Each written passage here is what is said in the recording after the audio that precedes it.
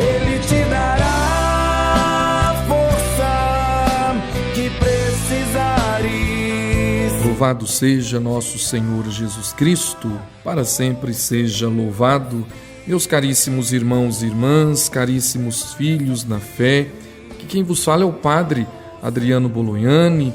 Estamos chegando com o nosso programa Verdade e Vida, programa de evangelização que leva a palavra de Deus, os ensinamentos de Cristo mediante a igreja até a sua casa, até o seu coração. O evangelho de hoje é o evangelho de São Marcos, o capítulo 11, do versículo 11 ao versículo 26. O teu Deus que te escolheu. O Senhor esteja convosco, Ele está no meio de nós. Proclamação do evangelho de nosso Senhor Jesus Cristo, segundo São Marcos. Glória a vós, Senhor. Naquele tempo, tendo sido aclamado pela multidão, Jesus entrou no templo em Jerusalém e observou tudo. Mas como já era tarde, saiu para Betânia com os 12. No dia seguinte, quando saíam de Betânia, Jesus teve fome. De longe viu uma figueira coberta de folhas e foi até lá, ver se encontrava algum figo.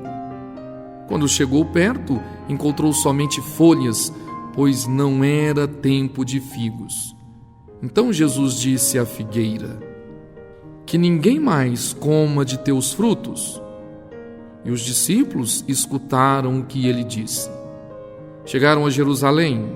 Jesus entrou no templo e começou a expulsar os que vendiam e os que compravam no templo.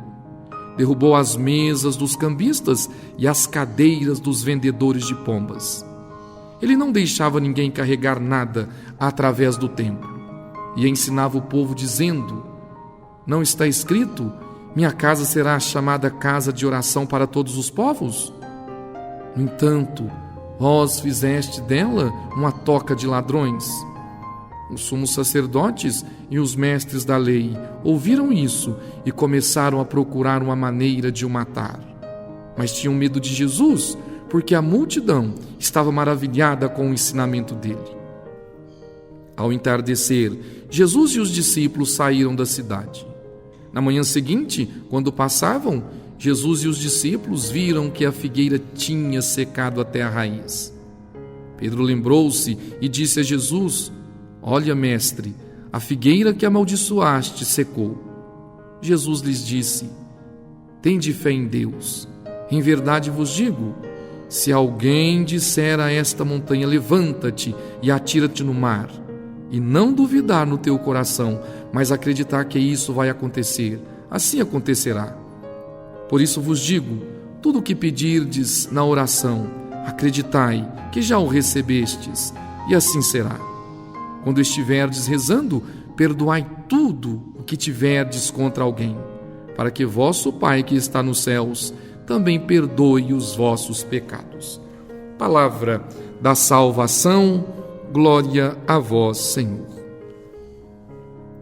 Meus caríssimos filhos na fé, duas coisas para entendermos, dentre tantas que poderíamos exortar e ensinar através desta passagem do Evangelho.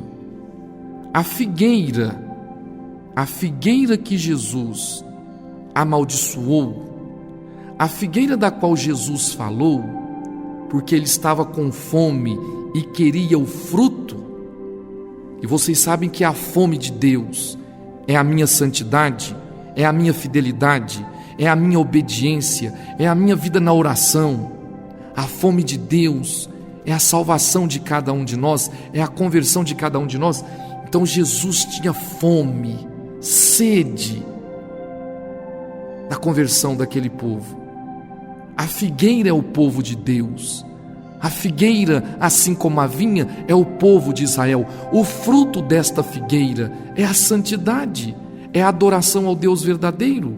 Vejam vocês, depois que Jesus falou que aquela figueira não estava dando frutos, Jesus entra no templo e vê no templo vendedores, cambistas, vê homens profanando o templo de Deus, ou seja, eles não estavam dando fruto, era uma figueira estéril.